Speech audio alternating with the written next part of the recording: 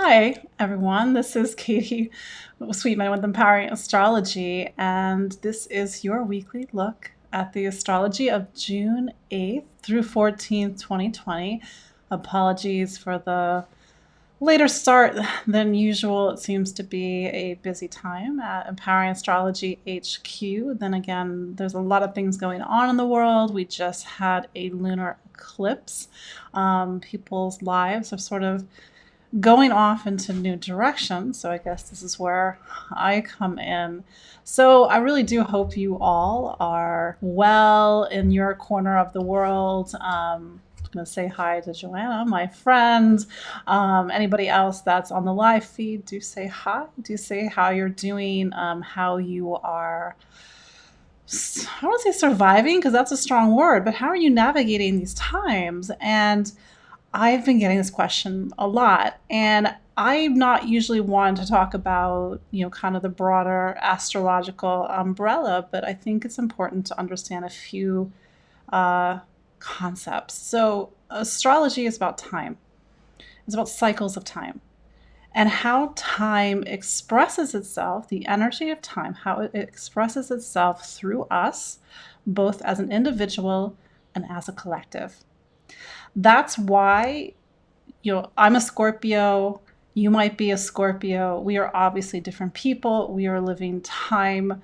We are living our lives differently, but we are on a similar time. A similar energy of time is expressing itself through us based on universality. We're all sort of connected to the planets in a similar way.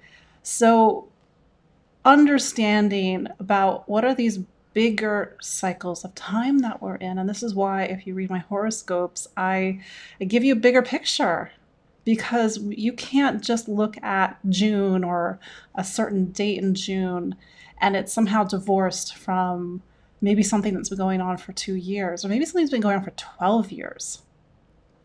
Astrology, you want to see where the planets are and where the last time they were in that place in the sky. And I've been talking about this over and over again, so apologies for being redundant. But in 2008, Pluto, the planet Pluto, went into Capricorn. What does that mean? That is as if the Pluto hand on the great cosmic clock started to point towards the hour of Capricorn. Again, astrology is about time, how time expresses itself, and how it expresses itself symbolically.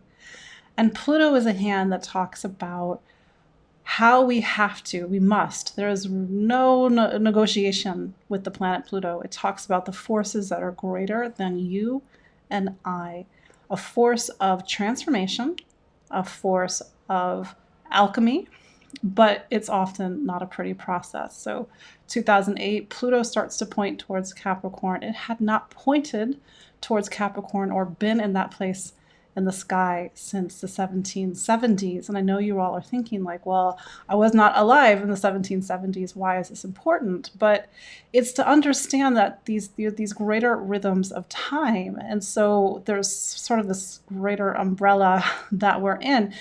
I'm mentioning this because Pluto, Capricorn rather, talks about structures, it talks about government, it talks about power, it talks about manifestation and the world of the material, which we are all flesh and bone.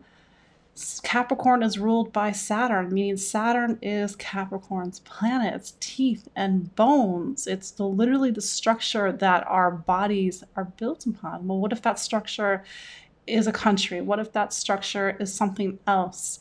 So Pluto says we have to completely transform that structure. Particularly, Pluto shows us where something's not working, where there might be something systemic, there might be something unhealed, there might be shame, trauma, abuse. Now I'm talking this on a personal level. Obviously, this can exist on a collective level as well. If you have been through what's called a Pluto transit, if you are a Capricorn, then maybe you know exactly what I'm talking about. The last 12 years, maybe you have seen your physical being or even your life completely get reconstructed, torn down, and rebuilt. The metaphor that I often use with people to understand what Pluto does, it's like you're living in a house and there's one part of your life or one part of your house that needs work. It needs lots of work. There's damage, there's rotten wood, there's water damage, there's infestation. And then here comes Pluto, and Pluto says you must fix this area. And that could be you, that could be me, that could be the collective, that could be a country, that could be humanity. And so that's sort of where we're in right now. Pluto has been, it's 12 years into a process. That's 16 years in total. So Pluto leaves Capricorn in 2023, 2024. We're not that far off from that at this point, but we have the luxury of looking back and seeing who we were in 2008, whether it's literal, whether it's metaphoric, the lives that we had, the people we were, and we're not that anymore. So Pluto exposes something that normally is hidden, whether it's pain and trauma, whether it's unhealed racism, whether it's abuse, whether it's trauma, it has to be dealt with.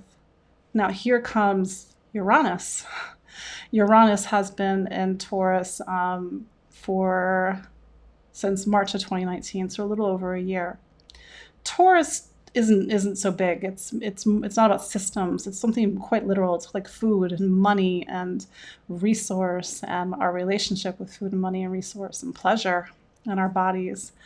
The last time Uranus was in this place in the sky was the 1930s, was the Great Depression. We're seeing sort of this return to the time, and this is not to make you all nervous, but to understand why suddenly food and money is something that we're really thinking about. I'm in New York City, so these are things that with the pandemic we were thinking about more readily because our consciousness around these things has to change. Now, the Uranus hand on the clock, where that's pointing for everybody, it talks about how consciousness around that sign and the archetype of that sign has to transform. Uranus, Pluto, Neptune, these are planets that speak to some sort of evolutionary process on a collective or personal level that has to happen. It's bigger than us.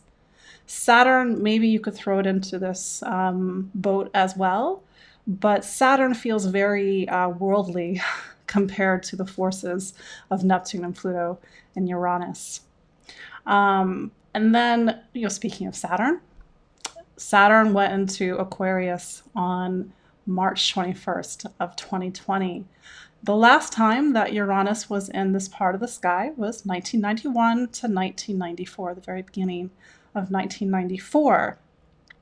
And Saturn has, if Pluto has a 248-year cycle, meaning the last time it was in the sky was 1770s, if Uranus has an 84-year cycle, last time it was here in the sky was the 1930s, then Saturn has a 29-year cycle.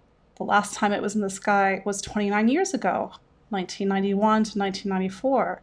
So it's a Saturn return of those events. And if you were born in 1991 to 1994, you're having a Saturn return. That's a whole other separate topic.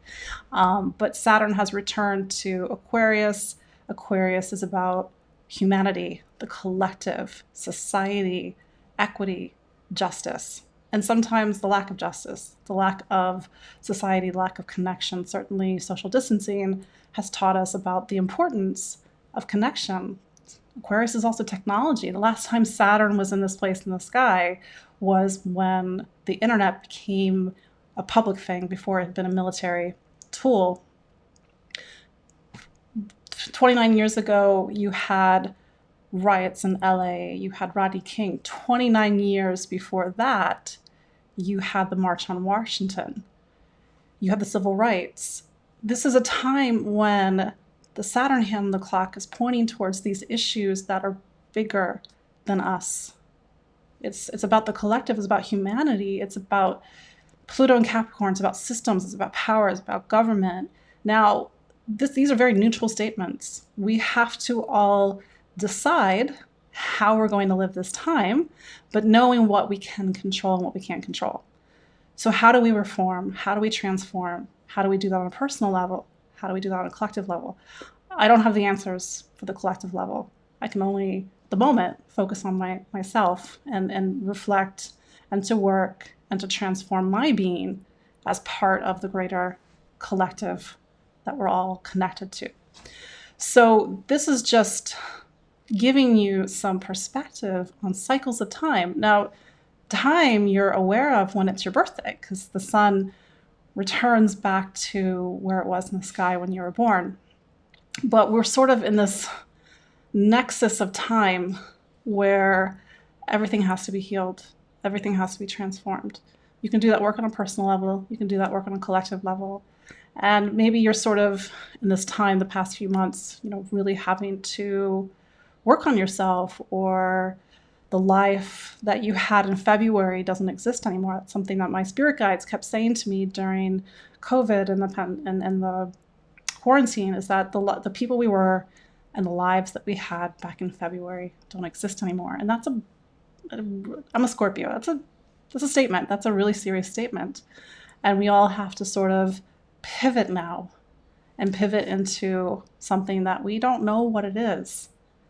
Something that's been coming up a lot in my client sessions, and maybe this is just the nature of the astrology right now, is surrender.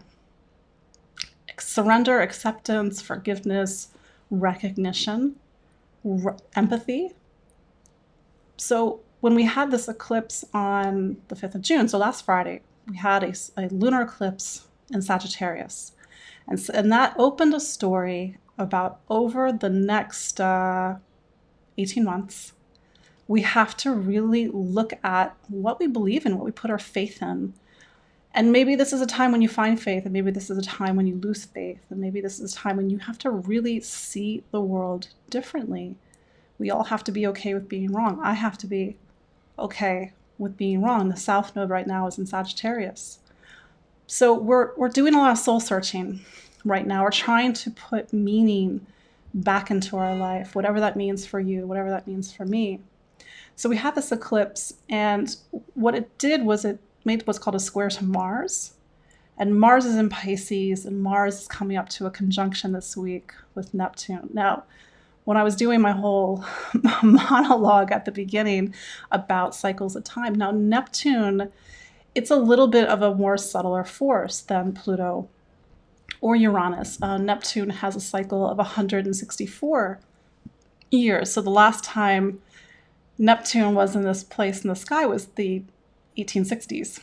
And if you know your history, maybe you're like, 1770s, 1860s.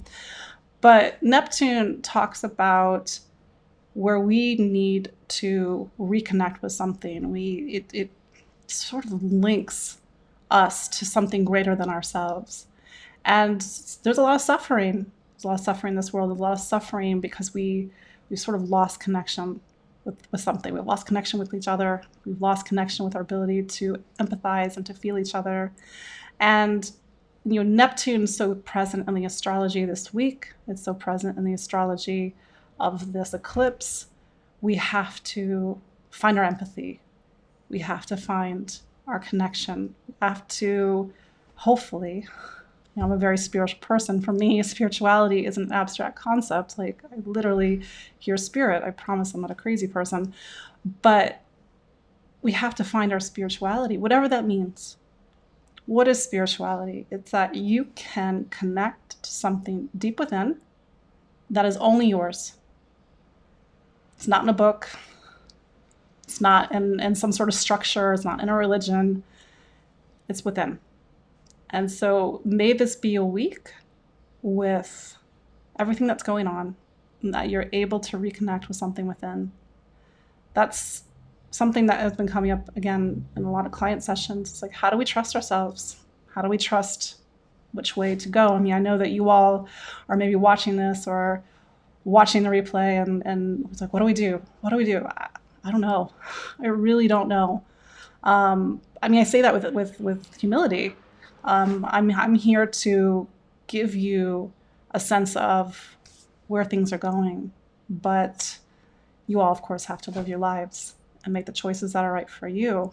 Again, astrology just tells us what time it is. So understanding these bigger cycles of time, understanding that things have to change, that can feel overwhelming. But the only thing we can do to start is to get back in touch with ourselves and get back in touch with our humanity and our spirituality and our ability to feel ourselves and feel one another. So this week, as Neptune, or rather the sun is in Gemini right now. We're in Gemini season. Gemini season is about ideas, facts. It's about choices, it's about movement, it's about travel, it's about curiosity. We need Gemini. You know, in the 12 zodiac signs, each zodiac sign is a step towards an evolutionary process. And when I think of Gemini, I think of toddlers. I think of putting everything into your mouth and trying everything, whether it's good or bad. And we sort of need that curiosity of life, but I think sometimes we can get too stuck in our minds. We can overanalyze. We can get really distracted or overwhelmed with choice. And how do we make the right choices right now? So Gemini seasons, we had a new moon on, I believe it was May 22nd. So Gemini new moon. And that said that this was a time where we had to really focus on how we communicate and how we listen to one another and how we speak. And then we, knowing that we're going into an eclipse season, we knew that this lunar month, which will end on the 21st of June, would be a big lunar month. So here is the Gemini sun. Mercury, its ruler, is now pointing over to Cancer. So this mental process that Gemini normally goes through is not so analytical. It's now through the lens of Cancer. It's about heart and soul. It's personal. We're feeling everything. We can't depersonalize anything right now. We are feeling way too much. But here comes the sun in Gemini, and it's squaring Neptune this week. It makes what's called a square on June 11th. I believe that's Wednesday. And what that says to us is that we, one, need to check where are we getting our information. We need to sort of look at the filter that you and I, we all have a filter. There's absolutely no way that we don't have a filter. We can work on our filter. We can try to open our eyes, so to speak, but we have to work on our filter this week. We have to get within. We have to feel something deep within. Sun square Neptune, for some people, may feel overwhelming. It's the type of overwhelming when you go onto the internet or you watch the news and it just feels massive and you get overwhelmed and you shut down and you don't know what to do, or worse, you're feeling so much that you want to check out from this world. Please don't do that. We need you. I was thinking about that today because today's the 2-year anniversary of Anthony Bourdain's suicide, and that one really hit me profoundly. And he had Neptune kind of activating in his chart. And I mean, I'm not going to speculate what was going through his mind because that's not my place. But it just makes me think that, sometimes Neptune can make us feel so much. And so if you're feeling so much this week, what do you do to stay grounded? Because Neptune can kind of pull us away. It can almost like a riptide of emotion, a riptide of feeling. Do we sit in meditation? Do we reach out to somebody? Do we commune? Do we connect with God? I know God's kind of a big word, whatever you want to call it. Source, divine, goddess. What do we do? Do we drink? You have to make the decisions that are right for you. But I can only speak from my own experience that, I really rely on meditation as a way to get back into my internal compass. So maybe this is a week where we find our internal compass. I think Sagittarius has a bit of compass to it. There's a sense of direction, a sense of, I wouldn't say moral direction, but morals has maybe has a negative connotation to it. So we have to sort of find our internal bearings this week. That's the thing about eclipse season, that began on the 5th of June, maybe before that. But life, the great stage of life, is preparing for the next act, whether we like it or not. There's a sense of people leaving, people coming in. The next story is coming in. So we need to take care of ourselves. We need to cultivate stillness. We need to cultivate peace. We need to listen. We need to listen to our intuition. We need to clean the filter so we can listen to our intuition more. So that's this week. And as we go into this weekend, this kind of became a little bit more of a philosophical thing than I was preparing for you all. As we go into this weekend, Mars, the planet of action, the planet of leadership and courage, but also aggression, is in Pisces right now. Pisces, the last sign of the zodiac. It's not my pain, it's everybody's pain. Pisces is the last water sign that has such a sense of universality to it. And, when something happens in the world, we all feel it when there's a strong Pisces or a strong Neptune connection. And there's possibilities that, something has to shift in your life. And maybe this is what these eclipses are about. Something has to shift, but we're stuck in our heads. We're like, I don't know what to do. I don't know. What does it look like? Is it a left or a right? And it's possible. And this was a story that I was actually telling to my last client today. There was a point, I think it was like 2014, where I kept hitting a brick wall after brick wall after brick wall. And I know as a Scorpio, and if you guys have been watching me on previous, sorry, my throat just went. You've been watching me on previous Facebook Lives. Like, yeah, I'm Scorpio, and Scorpios want to be in control of everything to a point of our detriment. And, I just say that as a bit of honest sharing. And there comes a point where even Scorpio, that wants to control the forces of life and death, needs to let go. And I literally laid down on the floor of this apartment, and I was just like, all right, God, obviously I'm an idiot. I don't know what I'm doing, and I need to surrender. And because I kept hitting a brick wall. And after that point, I swear, maybe within 2 weeks, my whole life, the tectonic plates of my life started to rearrange, because I was no longer trying to kind of conduct and to organize and to force and to be the boss of things that I can't be the boss of. So I think that that's a reminder this week, is that with this really intense transpersonal astrology right now, amplified by the eclipses, this eclipses just kind of takes it to the next level. We have to realize that there's things that we can't control. There are forces that are greater than us. Things have to be healed. Things have to reveal. We have to maybe get in alignment with another path in our life. Maybe we've been going down one path and that's not working, and we have to go down another. And it's okay that we don't have all the answers right now. That's what surrender is about. The answer can't come up when we're actively trying to resist the process. So we're all going to feel this week differently, with the strong Neptune. I don't know. I have Neptune rising, so I live Neptune every day of my life. My life is very psychedelic and surreal, but hopefully very grounded, because you have to be grounded with Neptune. If you're not grounded with Neptune, you just sort of float through life. So Neptune can be the bridge between heaven and earth, or it can bring you to your own depths.